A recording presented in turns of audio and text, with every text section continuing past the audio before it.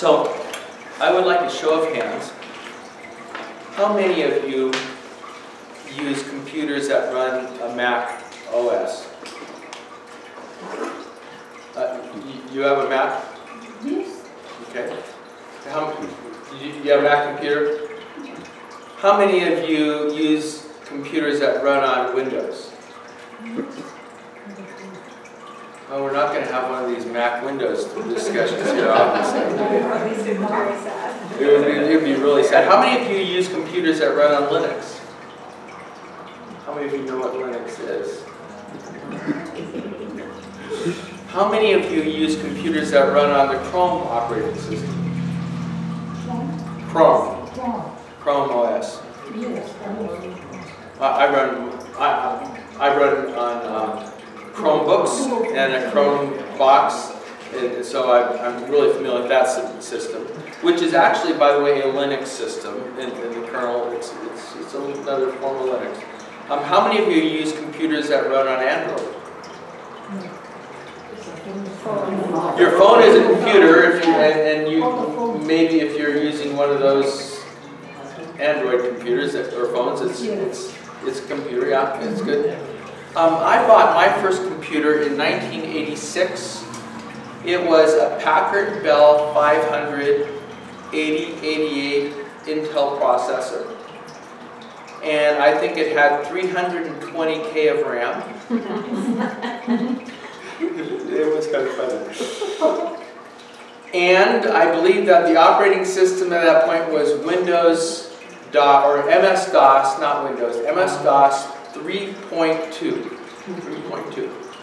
And I'd never had a computer before. I didn't have it in school. I made it through graduate school without ever touching a computer. I didn't even have I never had any computer classes with cards. Cheryl had one at Cal which had cards, but I never had any cards. And so I had to start from scratch. But I got this computer and it was wonderful.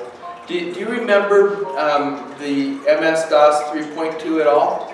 The command prompts? Do you know what a command prompt is? I had to use it, but I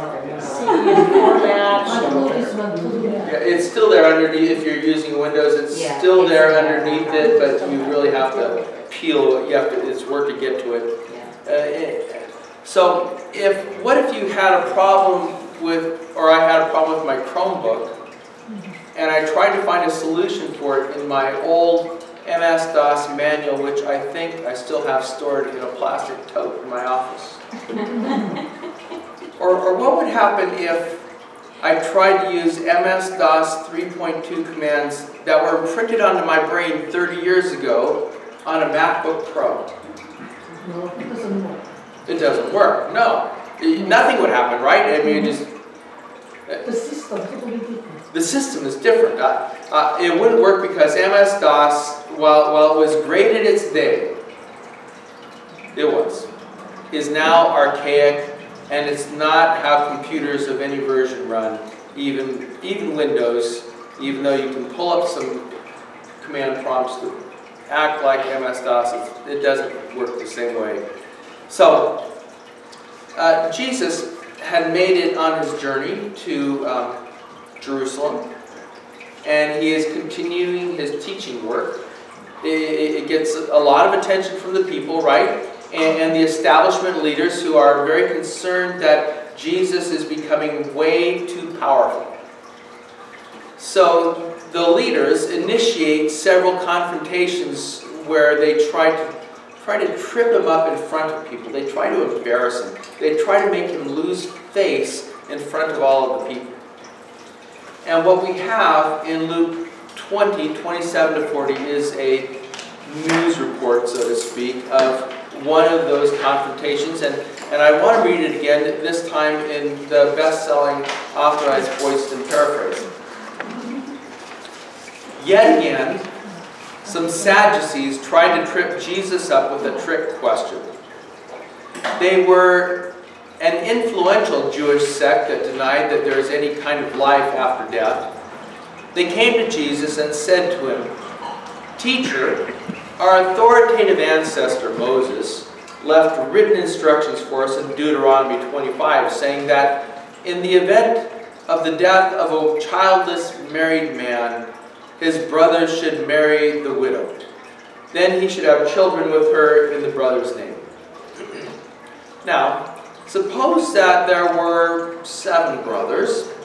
The first man married a woman and then died childless. The same thing happened when his brother married her, and then the third brother married her and suffered the exact same fate. Eventually,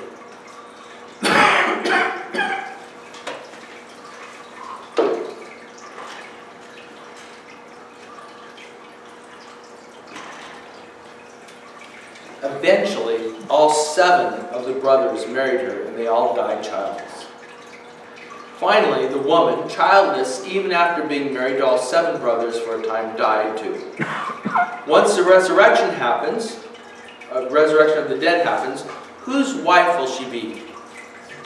Jesus said to them, marriage is important to us and our lives here in this age, but not so much in the age to come.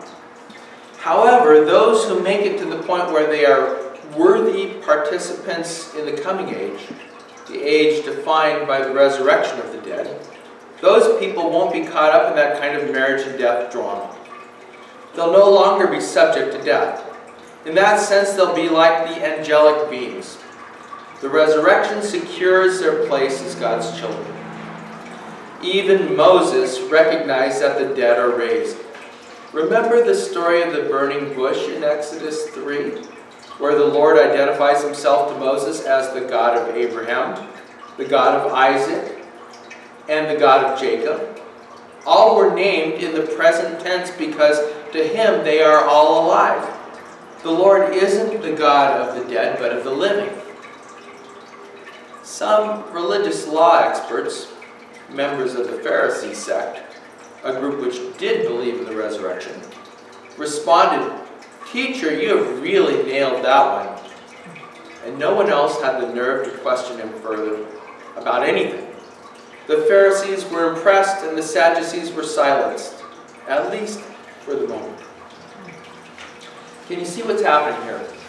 The Sadducees, who never liked operating system updates in the first place, I mean, they believed in the first 5 books of the Bible. That's all you really need. If you can have a prompt, and that's fine, that's good enough for us. And they believed in nothing more. They did not accept the writings. They did not accept the prophets. They did not accept the wisdom books. And they thought that the ideas about resurrection and afterlife was useless speculation without a place in the operating system. This Jewish sect was actually a very powerful voice in the first century. It was occupied Judea and Jerusalem, but the Sadducees controlled the temple. The Pharisees, on the other hand, the other players in this story, were kind of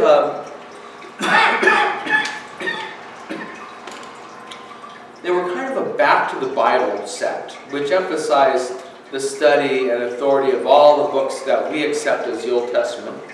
Their study led them to accept the notion of resurrection after death. And this group controlled the synagogues. So you had 2 separate, kind of 2 parallel Jewish institution structures. You had the temple structure and you had the synagogue structure. You had the centralized temple in Jerusalem and the synagogues which were in all the neighborhoods. So the Pharisees and the Sadducees did not have much use for each other, except when it was convenient to form alliances. And discrediting Jesus was one such occasion, although very briefly in this story, they side with Jesus in this particular instant.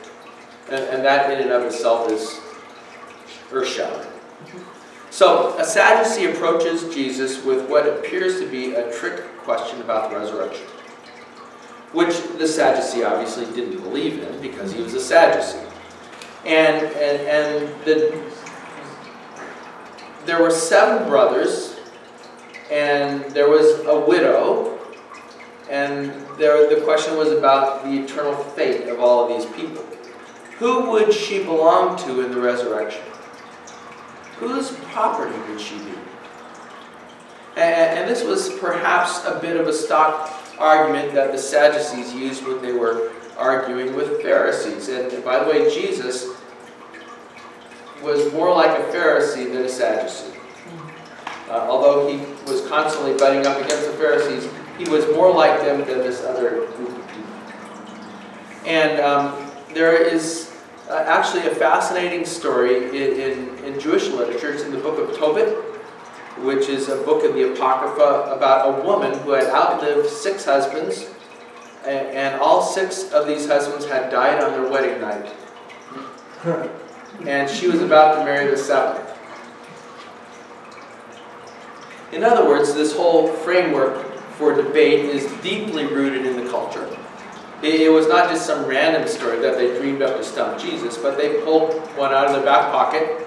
It was an old story which was given a new twist that they used to try to stump anyone who believed in life after death, including Jesus.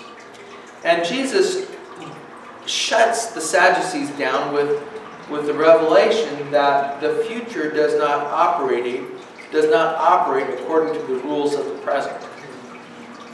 There is a whole new resurrection-based operating system, and if in the future you try to apply current ideas about death or current ideas about marriage, you end up with this irrelevant gibberish.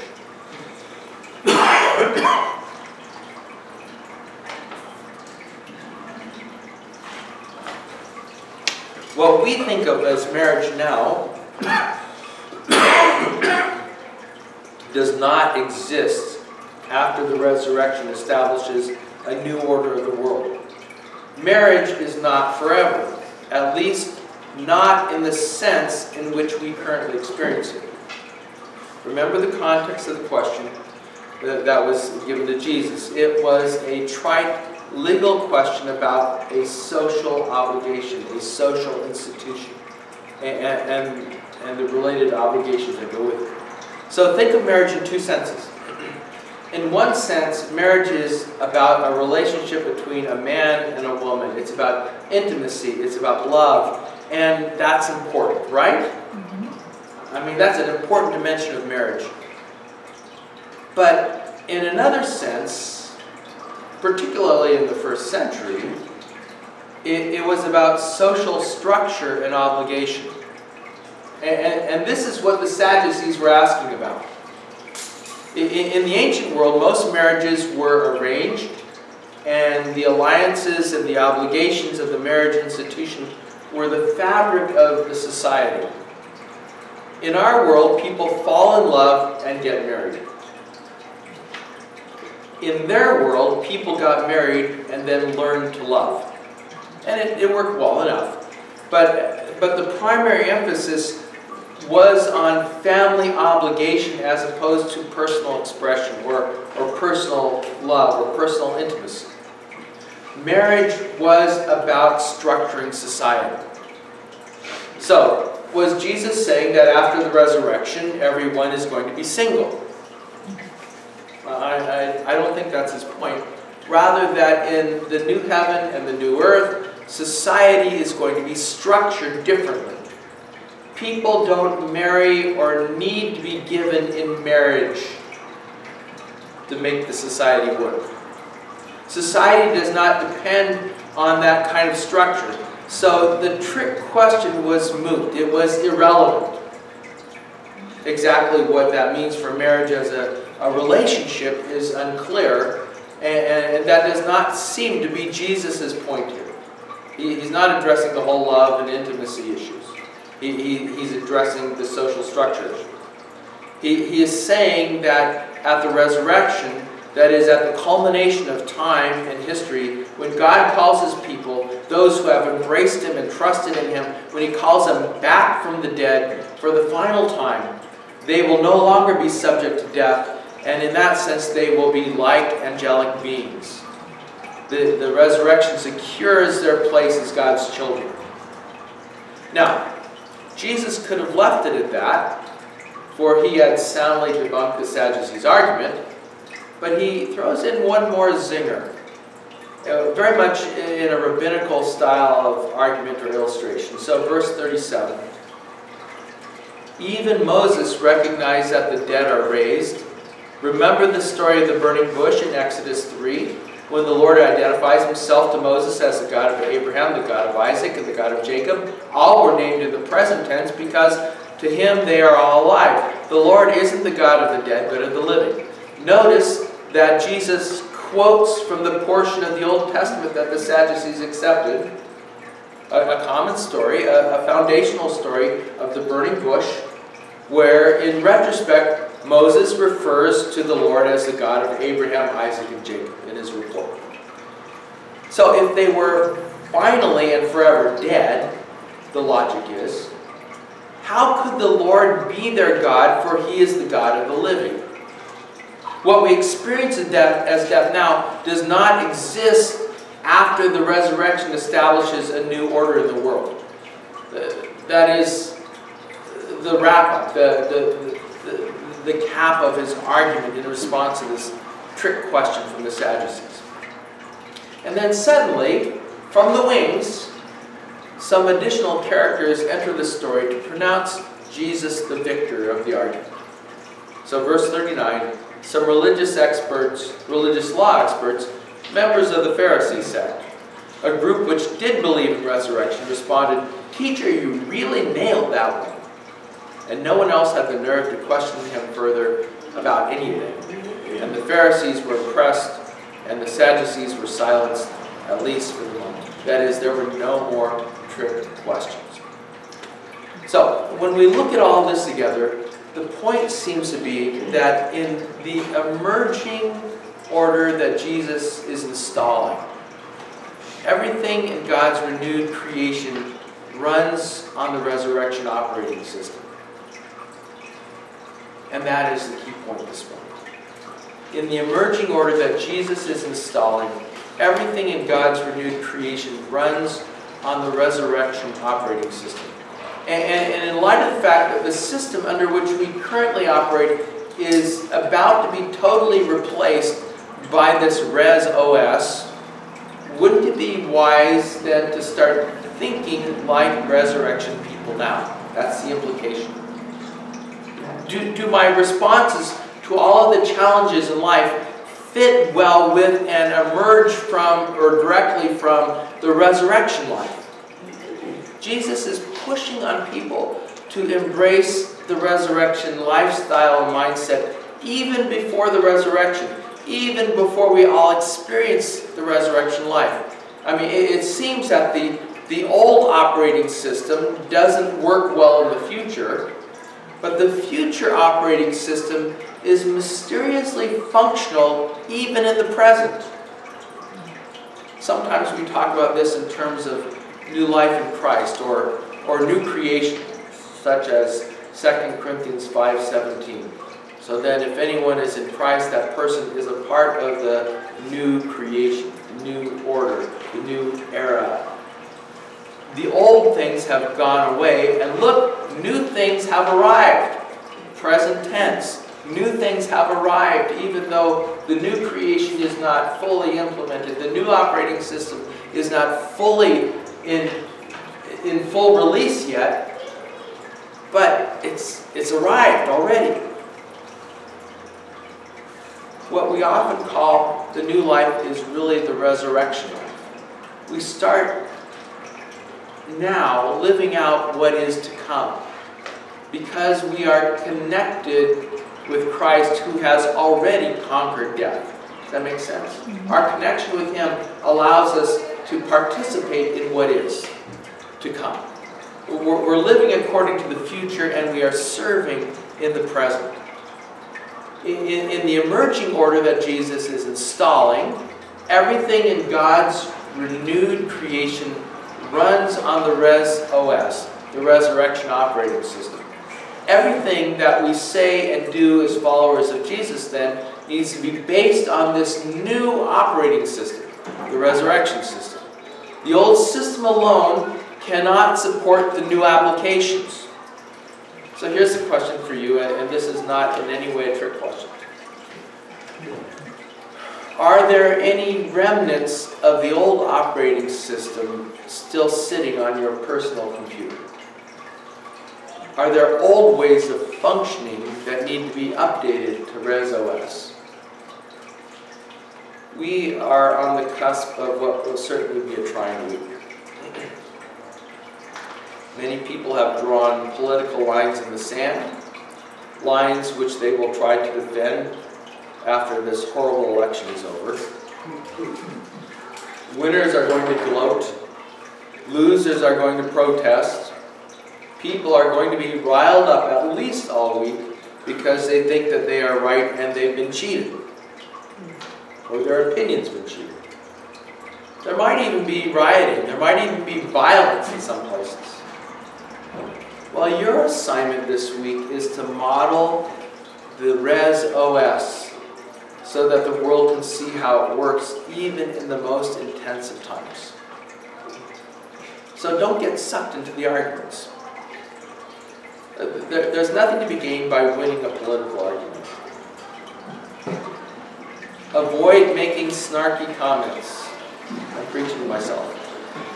Even when they could be justified, at least according to the old operating system. Speak calmly, speak quietly, interject peace and love wherever possible. Aim it at even the most obnoxious person.